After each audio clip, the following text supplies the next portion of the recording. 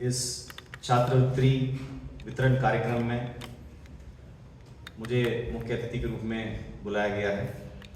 सबसे पहले सम्मानित मंच में उपस्थित हमारे स्वामी श्री आत्म श्रद्धानंद जी महाराज जी, जो रामकृष्ण मिशन कानपुर के सचिव महोदय है। स्वामी श्री नरेश्वरानंद जी महाराज जी, जो हमारे रामकृष्ण मिशन आश्रम की कानपुर की सह सचिव महोदय है। और इसके अलावा यहाँ पर उपस्थित जितने हमारे रामकृष्ण मिशन के सेवकगण और यहाँ पर उपस्थित गार्डियंस और सबसे प्यारा छात्राएं, जो आज एक अवसर मुझे मिला है यहाँ पर आके रामकृष्ण मिशन कानपुर के एस्टैब्लिशमेंट को देखने के लिए, और इसका जितने पुरानिक है और जितना इसमें हिस्ट्री है, इसके बारे में भी स्वामी जी द्वारा मुझे अवगत कराया गया। मैं जब बचपन से मैं चेन्नई का बिलोंग करता हूँ। आप लोग पहले उसको मद्रास बोलते हो, अभी 2000 के बाद वो चेन्नई हो गया था। तो चेन्नई में भी रामकृष्ण मिशन एक ऐसी संस्था है जो पूरा निष्ठा के साथ जन सेवा के लिए कमिटेड रहते हैं। तो हमारे काफ़ी फ्रेंड्स हैं, जो हमारे परिवार के लोग हैं। काफ़ी लोग रामकृष्ण मिशन से भी अपनी पढ़ाई किया। आज की तारीख में अलग अलग जगह पर अलग अलग दायित्वों को निर्वहन कर रहे हैं।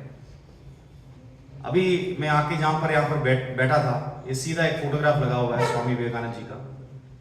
जब मैं IAS की तैयारी कर रहा था, मेरे टेबल में 2 रहता है। एक छोटा सा स्टिकर मैंने लगाया था, सैमुअल पॉल IAS, तो इसको मैं डेली देखता था। उसके साथ स्वामी विवेकानंद जी का भी एक फोटो है, उसमें स्वामी विवेकानंद जी इस पोस्ट में है, जो वो पोस्टर भी मिलेगा, बट उसमें भी यही शब्द लिखा रहता है, arise awake and stop not till the goal is reached. मुझे बहुत खुशी हुआ, हर जगह जाने के समय मुझे कुछ मेमोरेबलिया मिलता है, मोमेंटो मिलता है। तो आज जो फोटोग्राफ मैंने वहां पर पढ़ाई करने के समय लगाया, वही फोटो मुझे आज मिला है।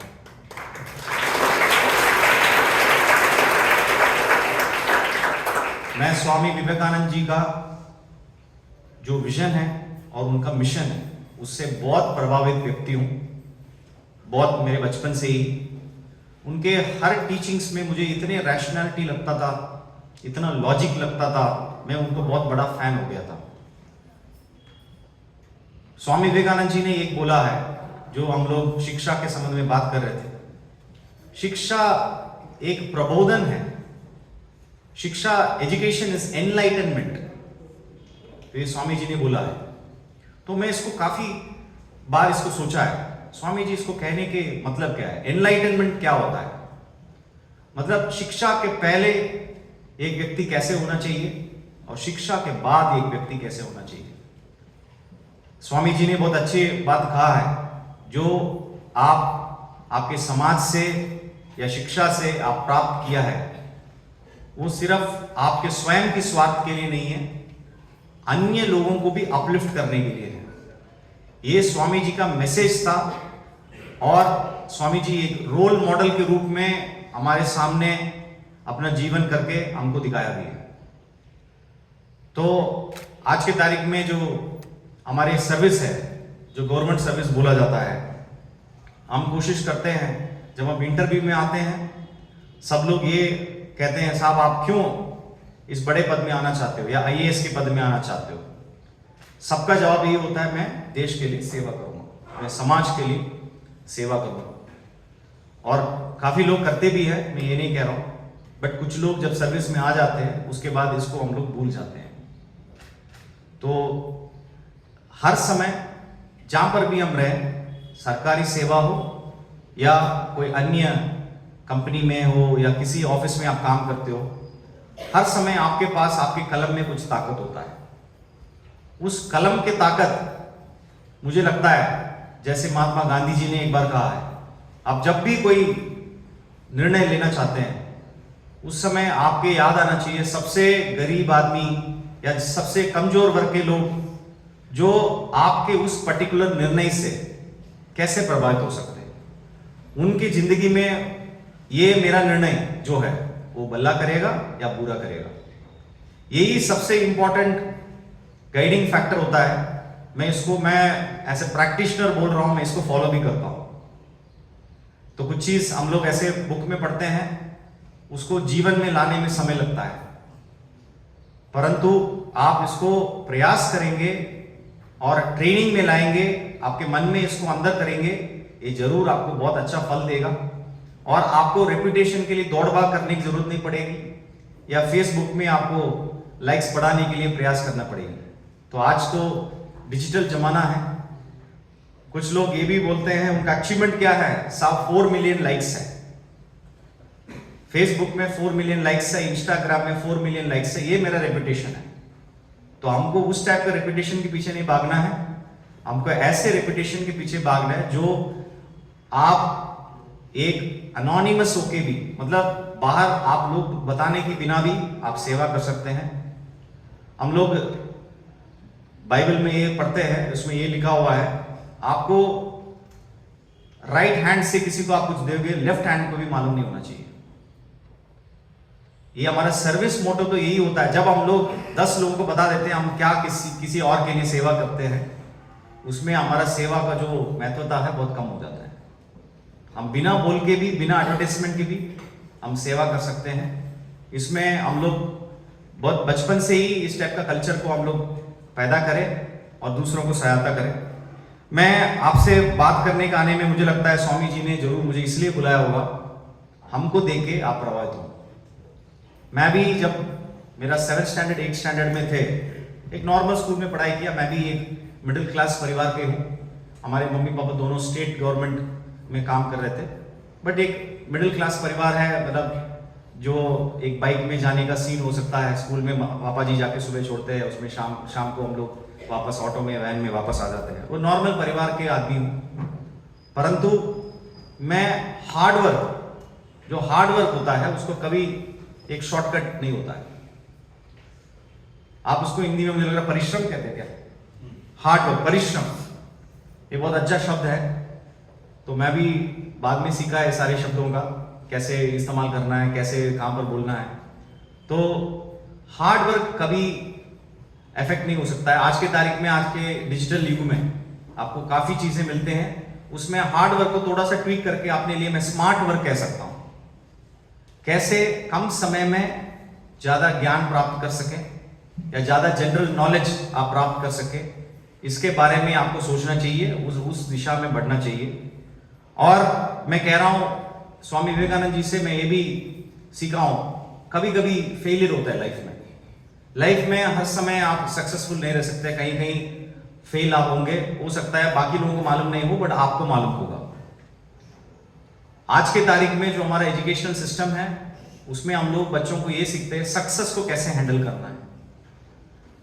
बट अति महत्वपूर्ण होगा, यहां पर कुछ फैकल्टी मेंबर्स भी होंगे और गार्डियंस भी होंगे, आपके बच्चों को ये भी सिखाना चाहिए इन केस ऑफ फेलियर हमको क्या करना है। सक्सेस सबको पता चल जाता है, न्यूज़पेपर में आ जाता है, टीवी में आ जाता है, बट कहीं ना कहीं कुछ व्यक्ति को फेलियर भी महसूस होता है। बट फेलियर को हम लोग हैंडल नहीं कर पाते हैं आज के तारीख में। तो मैं भी जो आईएएस में तैयारी किया था, मुझे तो 4थे बार में आईएएस में पास हुआ है। तो आप आईएएस की प्रोसेस आप लोग जानते होंगे, कुछ टफेस्ट एग्जाम बोला जाता है, उसमें एक प्रिलिमिनरी स्टेज होता है, उसमें आपको पास करना होगा। उसके बाद एक मेन एग्जामिनेशन होता है। मान लीजिए 10 लाख छात्र इसके लिए पहले प्रिलिमिनरी स्टेज के लिए अप्लाई करते हैं। उसके बाद उसमें से सिर्फ कुछ लोग अटेंड नहीं करते हैं, 6-7 लाख लोग अटेंड करते हैं, 3 लाख लोग अटेंड नहीं करते हैं। उसके बाद मेन एग्जामिनेशन में मात्र 14,000 लोगों को सिलेक्शन होता है। मान लीजिए 6 लाख से 14,000 लोग, 14,000 लोग एक मेन एग्जाम में अप्लाई करके उसमें बैठते हैं। उसमें मात्र 3,000 लोग सेलेक्ट होते हैं। उस 3,000 लोग इंटरव्यू में जाते हैं। इंटरव्यू मतलब पर्सनालिटी टेस्ट, मैं उसके आगे भी आपको बोलूंगा। मुझे लगता है मुझे 10-15 मिनट का टाइम है, मुझे मिनट्स में देखा है, तो इसलिए मैं 5 मिनट एक्स्ट्रा भी लूंगा। बट मेरा एक मैसेज मैं आपको बताना चाहूंगा जरूर। 3,000 लोग जो इंटरव्यू में अप्लाई करते हैं या अपियर करते हैं, पर्सनालिटी एग्जामिनेशन कहला जाता है, उसमें आपका व्यक्तित्व को वो जानते हैं।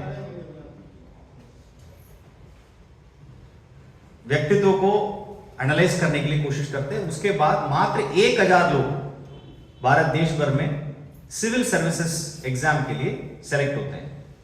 उसमें जो टॉप 100 या 150 जो होते हैं वही IAS में आते हैं, भारतीय प्रशासनिक सेवा। इसके अलावा काफी सेवाएं हैं, भारतीय पुलिस सेवा है, वन सेवा है, रेवेन्यू सर्विस है, इस टाइप का अलग अलग सर्विसेज है।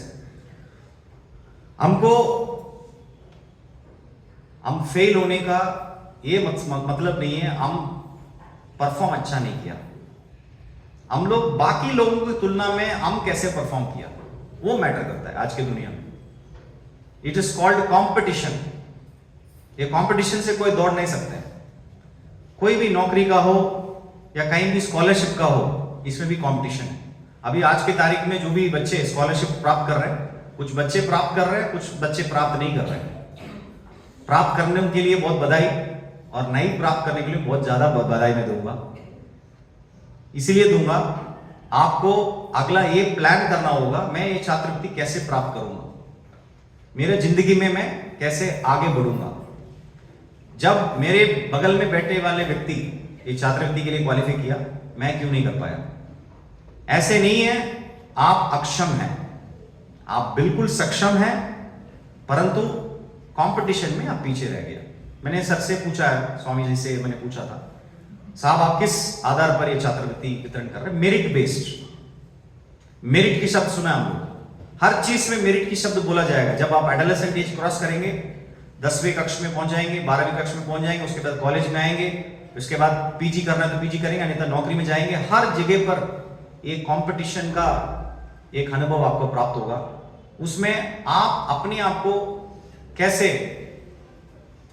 बढ़ सकते हैं या प्रोग्रेस कर सकते हैं, इसको आपको ही प्लान करना होगा। कोई आउटसाइडर आके आपको नहीं बता सकते। आपके मम्मी पापा आपको गाइड कर सकते हैं, परंतु आपके टीचर्स आपको गाइड कर सकते हैं, परंतु आपको देखना होगा मेरा स्ट्रेंथ एंड वीकनेस क्या है, मेरा बल किस किस में है, मेरा कमजोरी किस किस में है। मेरा कमजोरी है, इस कमजोरी को मैं बल में कैसे कन्वर्ट कर सकता हूं। ऐसे भी होता है, हर कमजोरी बल में नहीं हो सकता है, बट आपके बल जो है आपको मालूम होना चाहिए, ये मेरा बल है। किसी का मैथमेटिक्स अपना बल हो सकता है, किसी का इंग्लिश अपना बल हो सकता है। आप जिस डिसिप्लिन में आपका बल है, कुछ लोग खेलने में बहुत अच्छा प्रयास करते हैं, खेल में जीत भी पाते हैं, जो हम लोग पढ़ाई करके एक्चुअली नहीं कर पाते। वर्ल्ड स्टेज में ओलंपिक मेडल जीत के आते हैं भारत देश के, एशियन गेम्स में मेडल्स जीत के आते हैं, नेशनल गेम्स में मेडल्स जीत के आते हैं। उसी के द्वारा सरकारी नौकरी मिल भी जाता है। कहीं कहीं कुछ लोग डीएसपी बन जाते हैं सीधे, स्पोर्ट्स में अच्छा परफॉर्म करने के लिए। तो आज की तारीख में हमारे सरकार भी फिट इंडिया मूवमेंट का बहुत आगे बढ़ रहा है। स्पोर्ट्स में भी बहुत स्कोप है हमारे देश में, हर चीज की स्कोप है। पहले एक जमाना होता था बहुत लिमिटेड स्कोप की बात करते थे, आज की तारीख में बहुत बड़ा बैंडविड्थ है। आपको अपने को आगे बढ़ाने के लिए सिर्फ आपको थोड़ा सा सैक्रिफाइस करना पड़ेगा। जैसे हम लोग घर पहुंच जाते हैं शाम को, टीवी के सामने बैठ जाते हैं, या वीडियो गेम्स है, प्ले स्टेशन है। आजकल बच्चों को डाइवर्ट करने के लिए चीज काफी ज्यादा है। इंस्टाग्राम में बैठ के रील्स देखना शुरू करेंगे, 1 घंटे चला जाता है, 2 घंटे चला जाता है। उसको अभी सैक्रिफाइस करिए। एक जमाना आएगा आपको सबको एंजॉय करने के लिए। स्वामी जी ने बोला भाई आपके लिए कोई अच्छा नौकरी में आपने पहुंच गया, ये बहुत जरूर एक्सेप्टेबल है आपके लिए। एक अच्छा कंफर्टेबल लिविंग, मतलब आराम से जीवन करने के लिए, ज्ञापन करने के लिए आपको एक मौका जरूर मिलेगा, और काफी आप घूम सकते हैं, काफी सीख सकते हैं, आप सेवा भी कर सकते हैं। एट द सेम टाइम आपको भी जरूर सरकार द्वारा या जो कंपनी में आप नौकरी पाएंगे उनके द्वारा काफी सुविधा मुहैया किया जाएगा। तो थोड़ा सा आपको ये जो एडोलेसेंट पीरियड है, विशेष रूप से 14 साल से 21-22 साल तक काफी परिश्रम करना पड़ेगा, थोड़ा सैक्रिफाइस करना पड़ेगा। इस एडोलेसेंट एज में हर व्यक्ति के सामने एक चॉइस होता है, इधर मैं अभी एंजॉय करें, अभी मौज काटें, बाद में सफरिंग करें, अन्यथा अभी मैं परिश्रम करें, बाद में मेरा जीवन अच्छा हो जाएगा। सिर्फ मेरा जीवन नहीं है, मेरे साथ जो लोग हैं उनको भी जीवन बेहतर हो सकता है, और मैं किसी और को एक मोटिवेशन बन सकते हैं। इसके बारे में जरूर यहाँ पर जितने भी छात्र हैं बैठे हैं जरूर सोच लें। सेल्फ मोटिवेशन कभी नहीं छोड़ना है। वो आपको जरूर काम आएगा। दूसरी बात मैं छात्रों को बताना चाहूंगा, सवाल पूछने के लिए सीखना चाहिए हम सबको। किसी भी चीज में लॉजिकल होना चाहिए, रीजनिंग होना चाहिए। कोई भी आपके टीचर्स है, आपके गार्डियंस है, आपको बोलेंगे जस्ट लाइक दैट एक्सेप्ट मत करिए। मैं तर्क करने के लिए नहीं कह रहा हूं, उनसे जस्टिफिकेशन पूछिए, रीजनिंग पूछिए, उसी से आपका ज्ञान बढ़ता है। ज्ञान कैसे बढ़ता है? बुक से नहीं बढ़ता है। बुक भी एक स्रोत हो सकता है, एक बेसिक लर्निंग, एक बेसिक नॉलेज जो होता है बुक से प्राप्त होती है, बट उसके बाद जो अनुभव के माध्यम से मिलता है या दूसरों से संवाद के माध्यम से मिलता है, वो बहुत आगे आपको लेके जाता है और आपके साथ में रहता है, आपके एक नेचर बन जाता है। बुक से जो पढ़ाई आज के तारीख में हम लोग ट्रिग्नोमेट्री पढ़े, 10th स्टैंडर्ड के बच्चे होंगे, ट्रिग्नोमेट्री पढ़ते हैं, एनालिटिकल ज्योमेट्री पढ़ते हैं, इस सबका प्रैक्टिकल एप्लीकेशंस है, बट हमको मालूम नहीं कैसे प्रैक्टिकली एप्लीकेबल हो रहा है, बिकॉज हम लोग प्रैक्टिकल नेचर में नहीं सीखते, मार्क के लिए पढ़ते हैं। मैथ्स में 100 मार्क्स से 100 मार्क्स स्कोर करना है, हमारा उद्देश्य इतना ही रहता है। उसका एप्लीकेशन ओरिएंटेड हम लोग उसको देख नहीं पाते हैं। तो जो भी आप पढ़ते हैं, जो भी आपको बताते हैं, या जो भी आपको एडवाइस करते हैं, या जो भी आपको नया चीज बताते हैं, उसमें सवाल पूछना सीख लें। आपके फैमिली से भी, परिवार से भी सवाल पूछने सीख लें, इसमें आपके ज्ञान को बढ़ोतरी होगी। तीसरी बात है, आपसे कमजोर आदमी से आपको लड़ना नहीं चाहिए। मेरा पापा जी इसको मुझे बोलते हैं, मैं हर समय मेरे पापा जी का ये जो विजडम है मुझे प्राप्त हुआ, मैं याद रखता हूं। कभी भी आपका कंपटीशन आपके कमजोर आदमी से नहीं रखना चाहिए। जब हम लोग क्रिकेट खेलते हैं, काफी बच्चे हैं क्रिकेट खेलते होंगे, क्रिकेट में भी होते हैं जो फर्स्ट 4-5 ओवर बॉल करने वाले, किसी भी टीम का हो, बहुत बढ़िया बॉलर होते हैं, तो उनको बैट्समैन बहुत ज्यादा चुनते नहीं है। उनके बॉलिंग में मारने के लिए कोशिश करेंगे, सिक्सर मारने के लिए कोशिश करेंगे, या चक्का या चौका मारने के लिए कोशिश करेंगे, आउट हो जाएंगे। तो वो इंतजार करते हैं या सबसे कमजोर बॉलर जब आएगा उस समय स्कोर किया जाए, स्लॉग किया जाए, ज्यादा रन स्कोर किया जाए। एक गेम में हो सकता है, परंतु लाइफ में ऐसे नहीं होना चाहिए। हमसे कमजोर आदमी को हम लोग कंपटीशन नहीं समझना चाहिए। सब हर समय हमारे ऊपर जो है, मान लीजिए किसी कक्षा में रैंक 1 है, रैंक 2 है, आप रैंक 10 में होंगे या रैंक 15 में होंगे, आप जरूर सोचिए मैं भी रैंक 1 बन सकता हूं, और उनको ऑब्जर्व करिए। रैंक 1 अचीव करने वाले या प्राप्त करने वाले क्या आपसे अलग कर रहे हैं, उनका क्या डेली रूटीन है, कितने बजे उठता है, कितने समय पढ़ाई के लिए स्पेंड करता है, उसके बाद उनके डे के एक्टिविटीज क्या है। इसमें कॉपी करने में लिए कोई दिक्कत नहीं, एग्जाम में कॉपी नहीं करना है, परंतु किसी आदमी से कुछ गुड मैनर्स है या डिसिप्लिन है, इसको सीखने में कोई बुराई नहीं। ऐसे ही समाज बढ़ोतरी की तरफ जाता है, प्रोग्रेस की तरफ जाता है। तो मैं ये जरूर रख लीजिए, आपसे कमजोर आदमी से आपका कभी कंपटीशन नहीं है। चौथा है, मैंने बोला व्यक्तित्व का डेवलपमेंट। किसी भी एग्जामिनेशन में जाएंगे, किसी भी नौकरी के लिए आप लोग बाद में जाएंगे, जब आपके भविष्य में जाएंगे, सब लोग एक्सपेक्ट करते हैं कॉन्फिडेंट इंडिविजुअल। ऐसे व्यक्तित्व सब लोग एक्सपेक्ट करते हैं जो आप निर्णय लेने के लिए आपके अंदर क्षमता हो, क्षमता सिर्फ नहीं है, कॉन्फिडेंस भी हो। समझ रहे हैं? तो कोई भी आप निर्णय लेंगे उसमें कॉन्फिडेंट रहिए। कभी कभी हमारा निर्णय गलत भी हो सकता है। इस दुनिया में जितने भी लोग हैं, सबको, जो बड़े बड़े लोग हम लोग देखते हैं, उनके ऑटोबायोग्राफी पढ़ लीजिए, उसमें वो बताएंगे साहब मैं कितने जगह पर मैंने फेल हुआ। It is very very important to learn about others failures, other success you will get to know. Hindi में बोलना है तो बाकी लोगों को जो भी सक्सेस मिलता है उसके बारे में आपको पता चल जाता है। जरूर पढ़ लीजिए, कहीं दूसरे आदमी जहां गिरा है उससे भी लेसन सीखना बहुत जरूरी है। आज के तारीख में सारे स्कूल्स में हम लोग सक्सेस के बारे में बच्चों को टीच करते हैं, फेलियर के बारे में टीच नहीं करते। बहुत जरूरी है, वहां से पर्सनालिटी डेवलपमेंट होता है। तो मैं टीचर्स को भी अनुरोध करूंगा, गार्डियंस को भी अनुरोध करूंगा, क्यों गिरे, कोई आदमी फेल हुआ, क्यों फेल हुआ, कैसे फेल हुआ, उस रास्ते में मैं नहीं जाना है।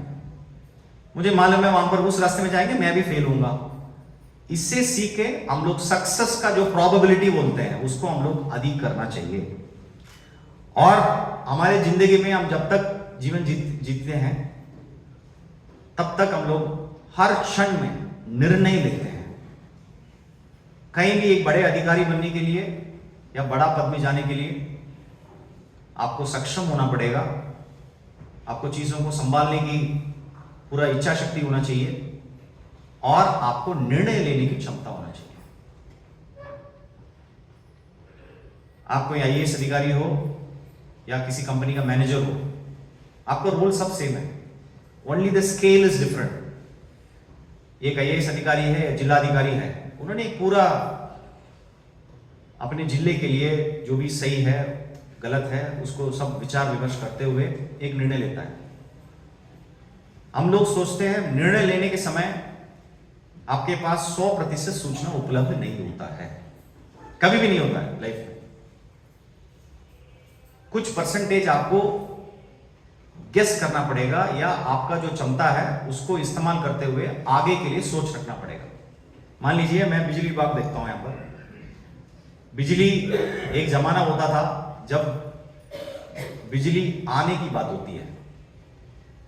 काफी समय मैंने सुनने को मिलता है यहाँ पर यूपी में पहले बहुत कम बिजली मिलता था, 10 घंटे बिजली, 8 घंटे बिजली। काफी आईएएस अधिकारी भी बताते हैं साहब मैं लांतन में पढ़ाई किया है 1995 में, 2000 में या उसके पहले।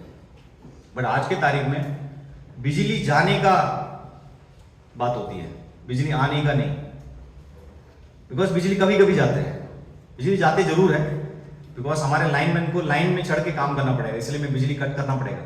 जब भी मुझे काम करने होता है तो मैं बिजली शट डाउन लेता हूँ, इसका मतलब लाइन बंद करता हूँ। उसके बाद हमारे आदमी पोल में चढ़ते हैं, अन्यथा उसमें काफी हाई वोल्टेज लाइन चलता है, बंद करने के बिना हमारा काम नहीं हो सकता है।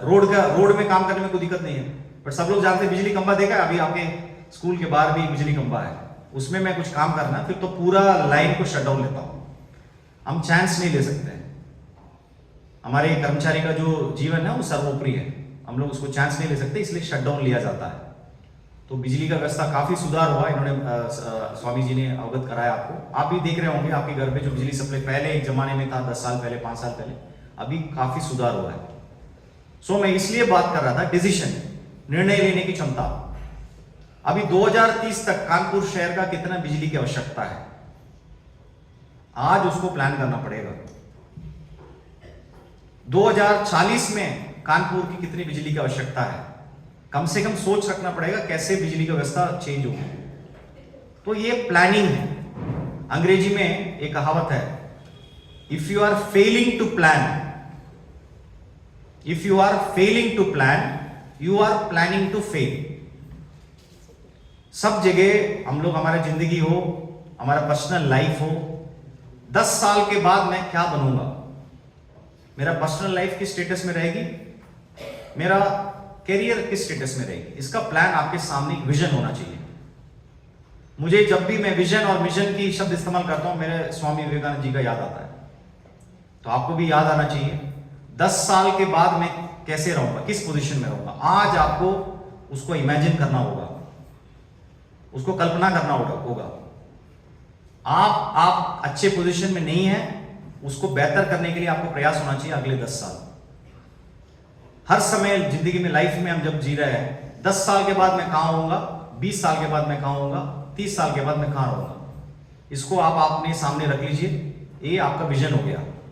दूसरी बात है मिशन। श्री एपीजे अब्दुल कलाम जी जो हमारे पूर्व राष्ट्रपति महोदय हैं, काफी प्रेरणा स्रोत है युवकों के लिए। मैं भी उनके विंग्स ऑफ फायर बुक पढ़ाई किया, वो कैसे एक नॉर्मल बैकग्राउंड से देश की राष्ट्रपति के रूप में परिवर्तन हुआ, एक रॉकेट साइंटिस्ट के रूप में परिवर्तन हुआ। मुझे लग रहा है सबको इस बुक को पढ़ना है। ये विंग्स ऑफ फायर जो बुक है जरूर आप पढ़ लीजिए।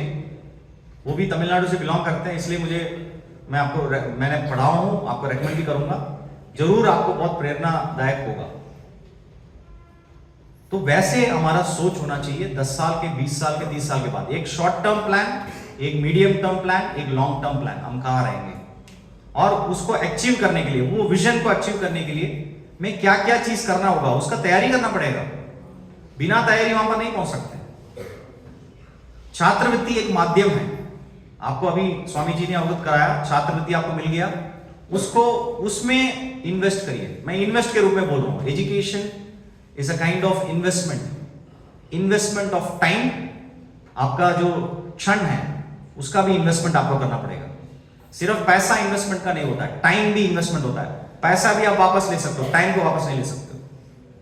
एक बार एक क्षण खत्म हो गया, उसके आप वापस नहीं कर सकते, आप जितने भी बड़े आदमी हैं। बट पैसा कमा लोगे, जब पैसा अभी नहीं कमा पाया 10 साल के बाद आप कमा सकते हो, but time will never come. जो एज में आप लोग बैठे हैं, एडolescent एज में बैठे हैं, ये वापस नहीं आएगा। और मैं आपको बता दूंगा, जो इंडिया में इंटरनेशनल लेवल पे सबसे ब्राइटेस्ट चेस प्लेयर है विश्वनाथन आनंद, उनका नाम सुना है आपने? वो भी 3% के अंदर ही आपका ब्रेन का इस्तेमाल करते हैं। हमारा brain is equal to hundreds of super computers. जो सुपर कंप्यूटर की क्षमता बताते हैं, छोटा सा कंप्यूटर इतने कैलकुलेशन करा देते हैं। जो बड़े बड़े कैलकुलेशन होते हैं, बड़े फिजिकल एनालिसिस होते हैं, बिग बैंग थियरी का स्टडी होता है, सब सुपर कंप्यूटर्स के माध्यम से होते हैं। सुपर कंप्यूटर्स का पावर का 10 गुना 100 गुना ज्यादा हमारा ब्रेन की क्षमता है। हम लोग उसको इस्तेमाल नहीं करते हैं, उसको अक्षम हम ही लोग बना देते हैं। तो इसको थोड़ा सा ध्यान रखिए, आपका ब्रेन की मैक्सिमम एफिशिएंसी को ले आने के लिए आप प्रयास करना चाहिए। तो ये कुछ बातें हैं मैं आपसे शेयर करना चाहता हूं। और मुझे बहुत खुशी हुई है, यहाँ पर एक बढ़िया लाइब्रेरी स्थापित किया गया है, और इसके अलावा जो डिस्पेंसरी यूनिट है उसको भी मैंने देखा है। और रामकृष्ण मिशन का ऑलमोस्ट सेम सेटअप वहां पर तमिलनाडु में भी मैंने देखने को मिला। ऑलमोस्ट बिल्डिंग का स्ट्रक्चर सब ये सेम रहता है। और रामकृष्ण मिशन एक अच्छा ऑर्गेनाइजेशन है जिसके माध्यम से लगातार देश को, छात्रों को और जनहित में बढ़िया काम किया जा रहा है, और इसमें हम लोग सब इसमें विटनेस हैं। तो मैं आगे स्वामी जी महाराज को भी मैं आश्वासन दूंगा, केस्को की तरफ से या मेरे की तरफ से जो भी इस ऑर्गेनाइजेशन को मैं मदद कर सकता हूँ, मैं जरूर आगे खड़े रहूंगा। और विशेष रूप से यहाँ पर मुझे ये सुनने में बहुत अच्छा लगा, कुछ बच्चे आते हैं और सिविल सेवा के लिए भी तैयारी करते हैं। मैंने सर को ये भी अवगत करा है, मैं कभी कभी टाइम निकाल के आके आपको क्लास भी टीच करूंगा, 1 घंटा 2 घंटा जो भी मेरा संभव है।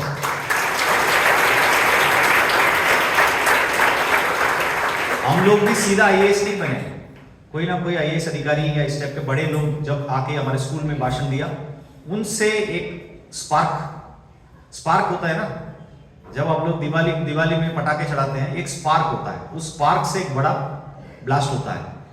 वैसे ही ये सारे छोटे छोटे स्पार्क होते हैं, हमको आगे पुश करता है, हमारी जिंदगी में आगे बढ़ने के लिए प्रेरणा देता है। मुझे इस अवसर देने के लिए, इस मौका देने के लिए मैं स्वामी जी को मैं बहुत धन्यवाद देता हूं, और सह सचिव महोदय को भी धन्यवाद देता हूं, और यहाँ पर जितने भी उपस्थित अभिभावक गण हैं और हमारे छात्रगण हैं, इनको मैं धन्यवाद देता हूं। जय हिंद, जय भारत।